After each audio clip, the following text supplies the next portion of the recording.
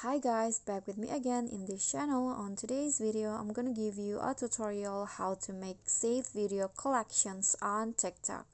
So here I've already on TikTok and I'm going to go to my profile, and here is the my save video. But if you want to make collection, just go to collections here. So here I already made an example, and if you want to create one, you can just click on create new collections, and here you can give the name, for example, food recommendations.